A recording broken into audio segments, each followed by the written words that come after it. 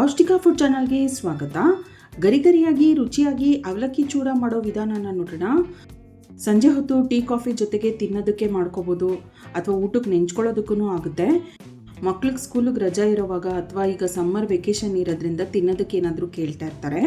ಈ ರೀತಿ ಅವಲಕ್ಕಿ ಚೂಡ ಮಾಡಿ ಒಂದು ಡಬ್ಬಿನಲ್ಲಿ ಸ್ಟೋರ್ ಮಾಡಿ ಇಟ್ಕೊಂಡ್ರೆ ಅವ್ರು ಕೇಳಿದಾಗ ಕೊಡ್ಬೋದು.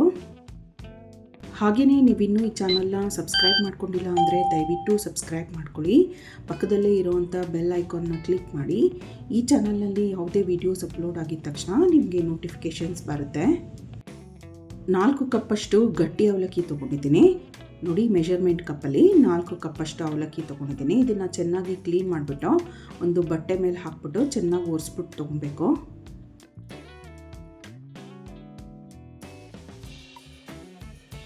ಇದ್ರ ಜೊತೆಗೆ ಕಡಲೆಕಾಯಿ ಬೀಜ, ಹುರುಗಡ್ಲೆ, ಒಣಕೊಬ್ಬರಿ, ಗೋಡಂಬಿ, ಕರಿಬೇವಿನ ಸೊಪ್ಪು, ಉಪ್ಪು, ಖಾರ ಎಲ್ಲ ಎಷ್ಟೆಷ್ಟು ಪ್ರಮಾಣದಲ್ಲಿ ತೊಗೊಂಡಿದ್ದೀನಿ ಅಂತ ಹೇಳ್ತಾ ಹೋಗ್ತೀನಿ. 1 ಕಪ್ಗೆ ರುಚಿಗೆ ತಕ್ಕಷ್ಟು ಉಪ್ಪು ಮತ್ತು ಖಾರದ ಪುಡಿನ ಸೇರಿಸ್ಬಿಟ್ಟು ಮಿಕ್ಸ್ ಮಾಡ್ಕೊಳ್ಳೋಣ. ಅಚ್ಚ ಖಾರದ ಪುಡಿ ನಾನಿಲ್ಲಿ 1 ಟೀ ಸ್ಪೂನ್ ಅಷ್ಟು ಹಾಕ್ತಾಯಿದ್ದೀನಿ. ನಿಮಗೆ ಖಾರ ಎಷ್ಟು ಬೇಕು ಅಷ್ಟು ನೋಡಿಕೊಂಡು ಉಪ್ಪು ಖಾರನ ಸೇರಿಸ್ಕೋಬೋದು. ಇದು ಮಿಕ್ಸ್ ಮಾಡಿದ್ದಾಗಿದೆ. ಸೈಡಲ್ಲಿ ಇಟ್ಬಿಟ್ಟು ಎಣ್ಣೆನ ಬಿಸಿಗಿಟ್ಟಿದ್ದೀನಿ. ಪದಾರ್ಥಗಳನ್ನ ಫ್ರೈ ಮಾಡ್ಕೊಳ್ಳೋದಕ್ಕೆ ಈ ರೀತಿ ಸ್ಟ್ರೈನರ್ ಬಳಸ್ತಾ ಇದ್ದೀನಿ. ಇದು ಎಣ್ಣೆಯಿಂದ ತೆಗೆಯೋದಕ್ಕೆ ಸುಲಭ ಆಗುತ್ತೆ. ಅರ್ಧ ಕಪ್ಪಷ್ಟು ಹುರುಗಡ್ಲೆ ಹಾಕ್ಬಿಟ್ಟು ಗರಿ ಗರಿ ಆಗೋವರೆಗೂ ಫ್ರೈ ಮಾಡ್ಕೊಳ್ಳೋಣ.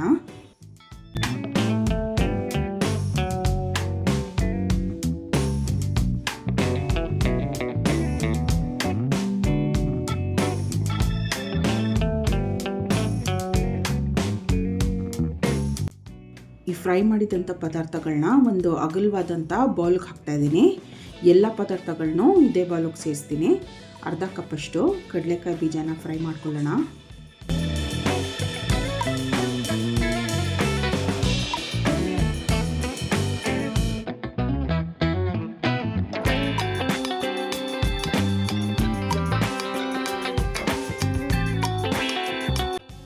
ನೋಡಿ, ಗರಿ ಗರಿ ಆಗಬೇಕು, ಅಲ್ಲಿವರೆಗೂ ಫ್ರೈ ಮಾಡ್ಕೋಬೇಕು.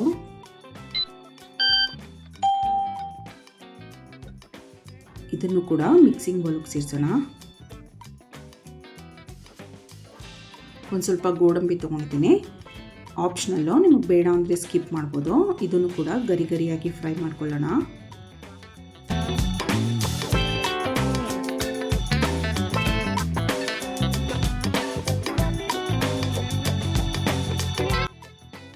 ಅರ್ಧ ಕಪ್ಪಷ್ಟು ಒಣ ಕೊಬ್ಬರಿನ ತೆಳ್ಳಗೆ ಉದ್ದಕ್ಕೆ ಹೆಚ್ಚಿಬಿಟ್ಟು ತೊಗೊಂಡಿದ್ದೀನಿ. ಇದನ್ನು ಕೂಡ ಫ್ರೈ ಮಾಡ್ಕೊಳ್ಳೋಣ.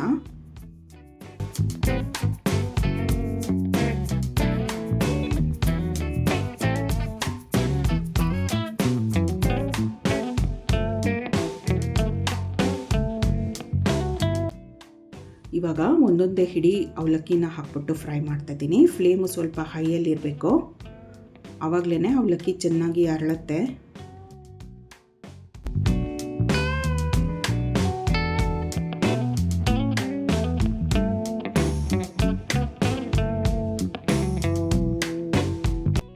ಅಷ್ಟು ಅವಲಕ್ಕಿನೂ ಫ್ರೈ ಮಾಡಿದ ನಂತರ ಒಂದು ಸ್ವಲ್ಪ ಕರಿಬೇವಿನ ಸೊಪ್ಪನ್ನು ಕೂಡ ಫ್ರೈ ಮಾಡ್ಕೊಳ್ತಾ ಇದ್ದೀನಿ. ನೋಡಿ, ಎಣ್ಣೆಯಲ್ಲಿ ಫ್ರೈ ಮಾಡಿದಂಥ ಅಷ್ಟು ಪದಾರ್ಥಗಳನ್ನೂ ಒಂದು ಬೌಲ್ಗೆ ಹಾಕಿದ್ದೀನಿ. ಇದಕ್ಕೆ ಇವಾಗ ಒಂದು ಸಾಸಿವೆ ಒಗ್ಗರಣೆ ಕೊಡಬೇಕು. ಕಡಾಯಿಗೆ 3 ಟೀ ಸ್ಪೂನಷ್ಟು ಎಣ್ಣೆ ಹಾಕಿದ್ದೀನಿ.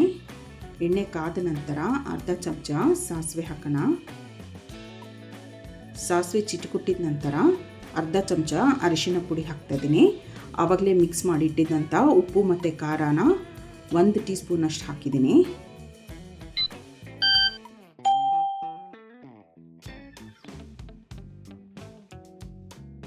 ಸ್ಟವ್ ಆಫ್ ಮಾಡಿಬಿಟ್ಟು ಇದನ್ನು ಅವಲಕ್ಕಿ ಮಿಶ್ರಣಕ್ಕೆ ಸೇರಿಸೋಣ.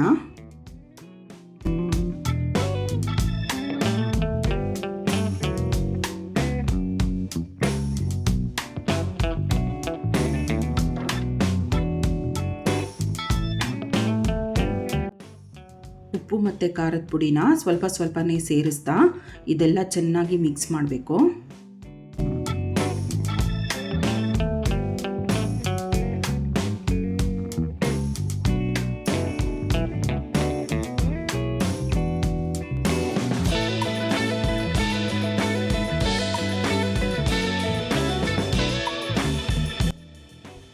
1 ಟೀ ಸ್ಪೂನಷ್ಟು ಸಕ್ಕರೆನ ಪುಡಿ ಮಾಡಿಬಿಟ್ಟು ಸೇರಿಸ್ತಾ ಇದ್ದೀನಿ. ಇದು ಟೇಸ್ಟು ಬ್ಯಾಲೆನ್ಸ್ ಆಗುತ್ತೆ.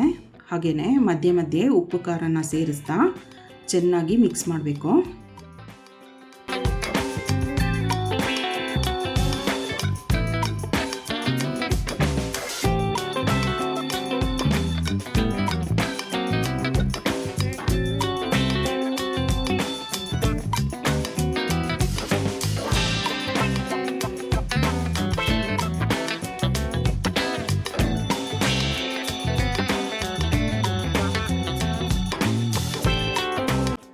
ಆಲ್ಮೋಸ್ಟ್ ಮಿಕ್ಸ್ ಮಾಡಿದ್ದಾಗಿದೆ. ಒಂದ್ಸರಿ ರುಚಿ ನೋಡಿಬಿಟ್ಟು ಇನ್ನೂ ಸ್ವಲ್ಪ ಉಪ್ಪು ಖಾರ ಬೇಕು ಅನಿಸಿದ್ರೆ ನಿಮಗೆ ರುಚಿಗೆ ಅನುಗುಣವಾಗಿ ಎಷ್ಟು ಬೇಕಷ್ಟು ಹಾಕ್ಬೋದು. ಗರಿಗರಿಯಾದ ರುಚಿಯಾದಂಥ ಅವಲಕ್ಕಿ ಚೂಡ ಸಿದ್ಧವಾಗಿದೆ. ಒಂದು ಏರ್ ಟೈಟ್ ಡಬ್ಬಿನಲ್ಲಿ ಹಾಕಿಟ್ರೆ ಇದು ಮುಗಿಯೋವರೆಗೂ ಗರಿಗರಿಯಾಗೇ ಇರುತ್ತೆ. ಈ ರೆಸಿಪಿನ ನೀವು ಕೂಡ ಟ್ರೈ ಮಾಡಿ ನೋಡಿ. ತಪ್ಪದೇ ಈ ಚಾನಲ್ನ ಸಬ್ಸ್ಕ್ರೈಬ್ ಮಾಡ್ಕೊಳ್ಳಿ. ಈ ವಿಡಿಯೋನ ಲೈಕ್ ಮಾಡಿ, ಶೇರ್ ಮಾಡಿ. Thank you.